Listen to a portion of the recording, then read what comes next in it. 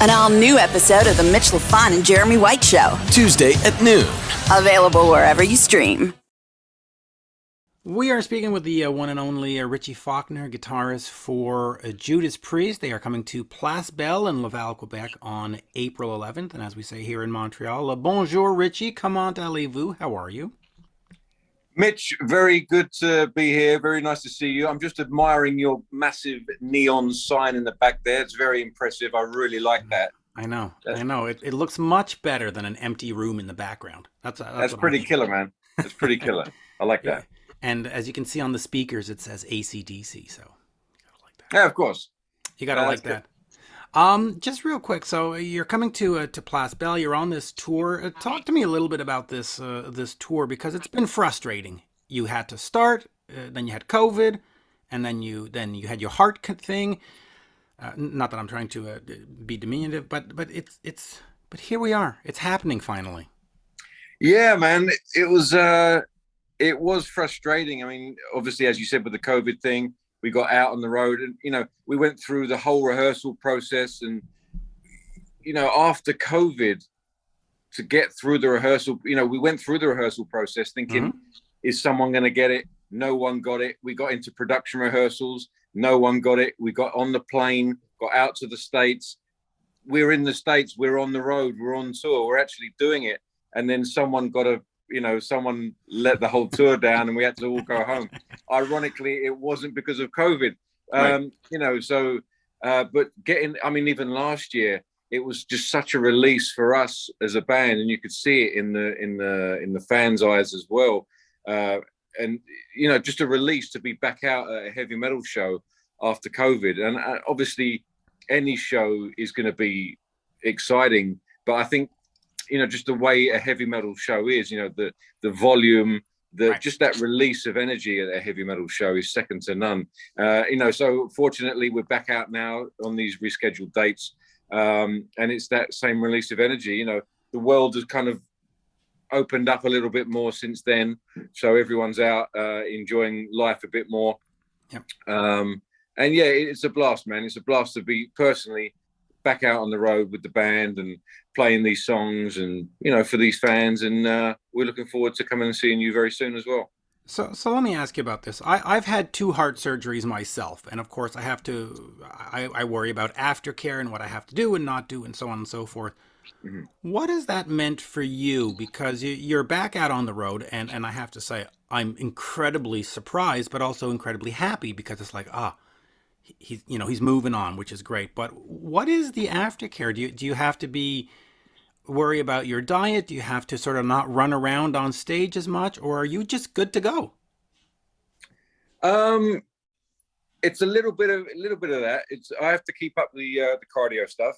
Okay. Just to make sure my heart. I mean, we're kind of doing quite a few shows anyway, so the cardio, I get my steps in, if you know what I mean. So so the heart kind of keeps at some kind of level anyway.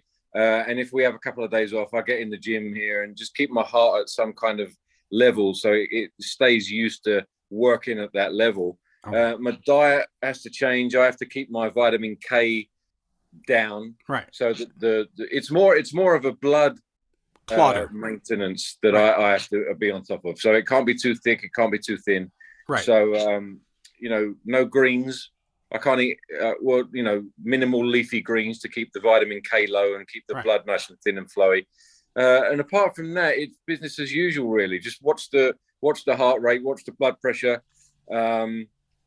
I can still have a couple of beers and stuff. It's relatively easy to maintain. I've just got to remember to take my meds and stay on top of the cardio, really. So I'm relatively lucky. Well, I say relatively lucky in terms of the maintenance. I'm very lucky when it comes to, actually being here in the first place. Yeah, which, and I'll get off of the heart thing in a second, but when you have an incident like that, you do tend to reevaluate your life. Are there things now that used to bother you where you just go, at the end of the day, like, have you sort of changed your perspective on life? Because I know I have. When you get into arguments on Twitter, you go, you know what? I don't need this nonsense. So you sort of just, You learn to let some stuff go, and you emphasize other stuff. You go, I got a great dog, I got a great family. Like, have you gotten into that where you've reprioritized things? Yeah, I think so. I think that happens by default. Right. I think one of the things people ask me, do I worry about coming back out on the road, and am I paranoid about things? I think one of the things was you just got to live your life. If the surgeons are okay with it, and you're doing everything you can do to maintain your health, and you've done everything you can do to get to this point, you just got to live your life. And that doesn't mean obviously be reckless about things, and No. but you live your life because you've only got one of them. Yep. Depending on what you believe, but you've got one of them. As I said before, I've been very lucky to still be here. So I think you do get that mentality that just live your life, and that kind of comes into decisions you make and choices you make and stuff like that. Just eat the cake. If you want the cake, eat it. Yeah. It might be a few extra calories, but for fuck's sake, eat the cake. You know what I mean? Yeah. My stomach has fully appreciates that comment. Yeah, but just eat it, enjoy your life, and you know that sort of thing. Definitely for sure, because you never know what's around the corner. Yeah. My motto is sort of do it until you can't. At this point, it's just do it, and someday you won't be able to. So just keep doing it. Now, the band is on the 50th anniversary tour. There is, of course, farewell, and we're leaving the stage at some point in the next few years. What are the plans for you? Because you're obviously not in the same age group. You're obviously not going to stop in 3 years from now. Do you start thinking about your own band? Do you start thinking about which band I could join? Do you start thinking about maybe Broadway needs me? Like what are the plans? Well, yeah. Well, during over the last few years, I'm always writing. I'm always sort of getting stuff together, melodies, riffs, and songs and stuff. And some things aren't really appropriate for Priest, and I've put them in the files, Right. And Column over the B, last, as we say. yeah, exactly. Just because they're either not appropriate or just not of the stylings that Priest is. Right. Priest is a certain thing. And during the COVID period, I was able to get some of those songs and finish them, refine them, get a group of musicians together. I think Rex Brown broke the silence on that, and he's playing bass. So we put a record together with a group of musicians that I respected. A group of songs. But as a band or as a project? As definitely as a band. Okay. I don't think a project doesn't really, for me, doesn't carry much weight. There's a lot of projects around at the moment, and you never know sort of how long they're going to last, or how, that sort of thing. The intent, anyway, is to be a band. In my mind, I think bands, in my sort of mind, it's a band that kind of sticks around and does, many albums, and grows like that. So that's the intent. So yeah, I did that. We're looking at putting it out early next year, potentially. So yeah, that's something that I've been thinking about. Obviously, when I joined Priest, Glenn always told me that they're not going to be around. I mean, he said it was the farewell tour, as we know, when I joined, and he explained to me we're not going to be around for 10, 15, 20 years. Ironically, more than 10 years later, we're still here, but that wasn't the plan. So it's always been a conscious thing in my mind that, it's not going to be forever. I just didn't want to kind of join a big band and then put my solo thing together and kind of ride on Priest coattails. Priest have always given me 1,000%, in terms of being in the band, and I wanted to give 1,000% back. And I always felt like, Priest was my band. This is my band, and I want to give 1,000% to that. And 10 years in, and the COVID hit, and I thought, well, the fans know that I'm not just riding on coattails. They know that I've given 10 years now. Yep. Maybe now's a good time to get these songs together.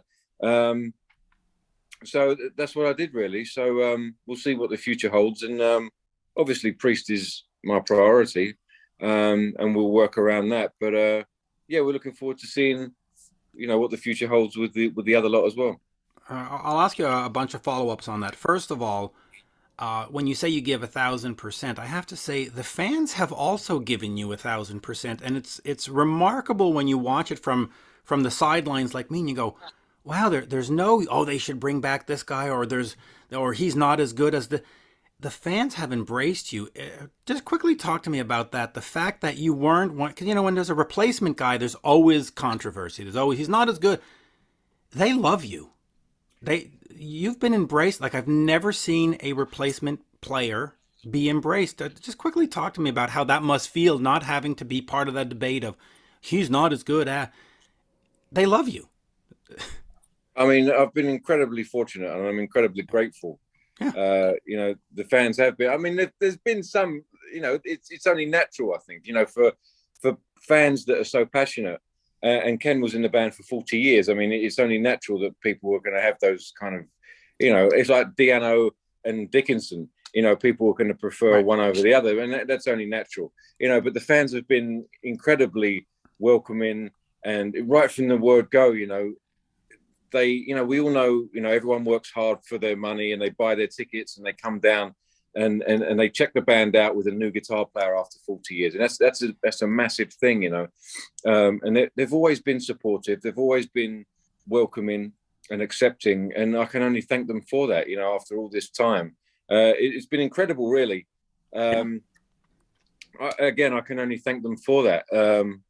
And we go to different territories, and we go to different states or cities or countries that the band not only haven't been to without me, but haven't been to at all sometimes, like New Zealand we went to for the first time, and so it never changes. You might be playing to someone for the first time, or a city for the first time, someone that hasn't seen you, and it's never lost on me, that you might be playing to someone who's never seen you for the first time, and you have to uphold that legacy, and that 40 to now 50-year legacy that went before you. So you've got to uphold that legacy that Ken set, and that's now my duty to fulfill. So you can never forget that, So I don't know what I did, but they were, again, just incredibly welcoming from the word go. So thanks to them. Absolutely. And you mentioned that when you're writing, there's stuff that's not Priest-like. So there's a column A and a column B. What does that mean in terms of musical style? Are you doing something that's just more melodic, more pop rock, more techno, industrial? Like, why is it not a Priest-like? What is the sound? And is that what the project with Rex, or the band with Rex, would be? Well, it's a good question. It's quite a hard one to answer, really. A lot of, I think most of the stuff that I've done with Rex is down-tuned a whole step, and Priest traditionally doesn't do that.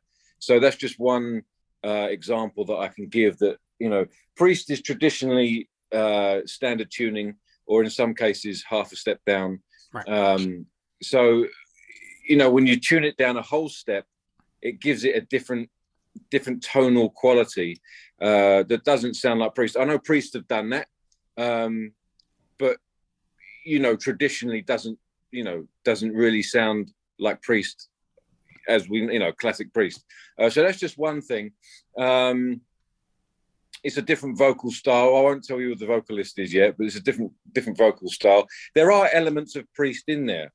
Okay. Obviously, I've been writing for Priest on the last two records, and the third one that obviously we haven't finished yet. So there are going to be elements of that in there. It's not like I put on a different hat to write for Priest. It's part of my musical DNA. So you can see the DNA in there, but I think it's different enough to be its own monster, if you know what I mean. But and also sometimes you have to, if you're doing your own stuff, it's a bit more groove, like a bit more Sabbathy as well, if that makes sense. Bit more, if you imagine Hendrix, a bit like a heavier Hendrix, if you know what I mean. A bit more, it's always tough to describe your own stuff without sounding pretentious, man. I hate doing it. I think it's up to the listener really to listen to and make their own assessment. Exactly. before heading out on the road, Priest announced that they would be going down as a 4-piece, and the fans went, "No, you're not, get back to 5." And so you did. You acquiesced to the fans' online rant, if you want. Talk to me about that decision and the quick reversal. I mean, how would you have presented Priest as a 4-piece? I mean, I can't imagine. The only thing I could think is you're going to run tape, but that would have been way too obvious. So, what was the plan?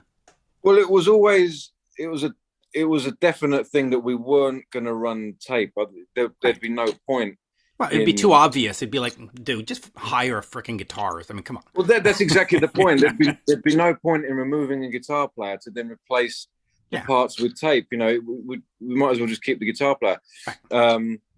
But I mean, there was a time, there was about a week there when that was the reality of what was going to be happening. So I was getting my head around how I was going to do that as a single guitar player.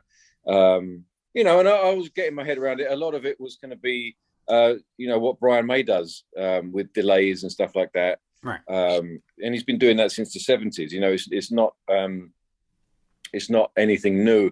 But I think the main thing is, even if you recreated those guitar parts with one guitar, I think, you know, we all hear with our eyes as well. And if you only see one guitar, it's gonna sound like different. One guitar. Of course. You know what I mean? So even if those parts are being recreated, it's not going to sound the same to you because you're only seeing one. And I think at the end of the day, we've all grown up on Priest, the brand, as a 2-guitar attack, and that's what we all love, and that's what we all know. And I don't think you can ignore the passionate response that we got from the fans, shall we say. I think that's politely putting it, because it was more than just passionate. There was a lot of FUs going around. Yeah, there were, and that is a positive way of putting it. And you know, but there was a lot of outcry. I think the worst thing that could have happened is that no one cared and no one said anything. You know, right, because they always say hate is not the opposite of love. Indifference is. Exactly. There you go. So if no one cared, no one said anything, we'd be in trouble. But we got the opposite of that. I think everyone said something. So you know, we listened, and we have the internet these days, and we have that opportunity to voice our opinion. And you know, back in the day, we wouldn't have had that. We would have gone out. That would have been the decision. We would have gone out, and then the history would have been that Priest would have been a 4-piece from now on. You know what I mean? But now we have that connection with the fans, and fans have that connection with the band, and you can't help but listen to that sort of outcry. So we made a decision to reverse it, and you know, now everything's back to normal, and you know, everyone seems happy again. Well, can I just ask you, where did that come from? Was it just a financial thing where it said like 4 people is cheaper than 5, or did Andy have to go back to producing? Like, did he say, "Hey, listen, I want to go"? Like, how does that even become a discussion? That's what I'm curious about. I'm not sure what the initial idea was. Rob called me up. I think Rob said that it was his idea. I think he's taken the blame for it. But he called me up one day. He said, "You just said, what do you think? You know, he's got this idea. What do you think?" And I said, "You know, whatever you want to do." Because I think his idea was that Priest started as a 4-piece, right, and maybe, you know, goes out as a 4-piece. And you know, some ideas work, some ideas don't, I think. But you know. It was interesting because I tend to see the positive in everything, and even that one I went, yeah, I'm not sure about that. No, that one confused me a little bit. I think if the next record was, you know, if the next record, hypothetically, if it was done for one guitar, and then we toured that, and it was a one guitar thing, I think fans might have been able to accept that a bit more. Right. If the record was written for one guitar. But I think doing a 50th anniversary tour with classic 50-year-old songs, I think it was obviously a bit harder of a pill to swallow. So, you know. But here we are. 5 Here guys. we are, exactly. Life goes on. Life goes on. And I'll ask you a couple more questions. I know we're running out of time. You said that you have the third record. You're working on it. When does that come out? And on the strength of Firepower, which amazed a lot of critics and amazed fans, they just went, "Wow, this band still got it after at the time, whatever it was, 47 years or four." They go, "Wow." Any pressures on the third one, and what's sort of the timeline? Do you say we tour, then we record, or we'll tour and record? And what are we Yeah, doing? good question, really. I mean, we were before the pandemic. Obviously, we were in the writing sessions, me, Glenn, and Rob, and then the pandemic hit, and we wanted to get together originally and do it exactly the same as we did with Firepower, meaning get together in a room, Yeah, rehearse the songs before committing them to tape. right. Weren't able to do that, obviously, with the pandemic, and we all live. Some of us live in the UK, some of us live in the US, so we haven't been able to do that. Everything's kind of loosening up a bit now, but now we're on a tour cycle. So as you said, we're going to try and record it in between tour legs and put it together that way. We've already started to do that. And then as time allows in between the tour legs, we're going to try and put it together. So we don't have a release date yet. Obviously, we don't know when it's going to be finished, but we are starting to put it together, the recording part of it anyway. And Rob always says, it's done when it's done. At this point of the career, there's no point in rushing anything just to get it out. We always want it to be right.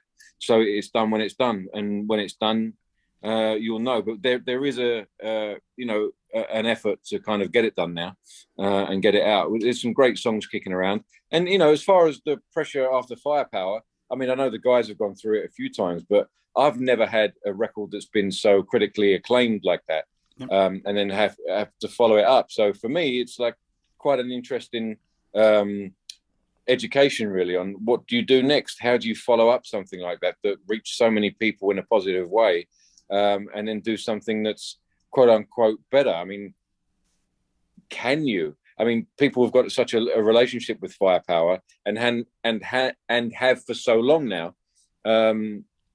What do you do? How do you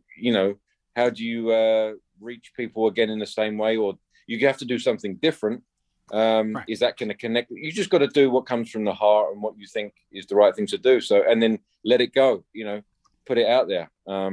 It's an exciting thing as a creative person to follow up something like that. Yeah, and it's exciting as a fan because I see it realistically coming out in 2023, and I would think that there would be a tour around it. You're not just going to throw it up against the wall and say, meh. So it means the Priest is around for another couple of years, so that's always good. And I'll finish on this. In October, you release the 50th box set, heavy metal, 50 years of heavy metal, the box set, 47 CDs or whatever it was. As a fan of the band yourself, what was it like to have that come out and sit down and listen to all those live albums and just go, wow, look at this. This is really giving the fans something. I'm still getting through it. Yeah. I don't think I've finished it. It was a ton of stuff in there. There's some great live versions in there, which I haven't heard before. Some 70s stuff that I haven't heard.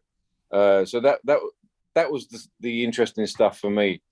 Some of those unreleased live recordings, which are, I like those old, the bootlegs that you sometimes find.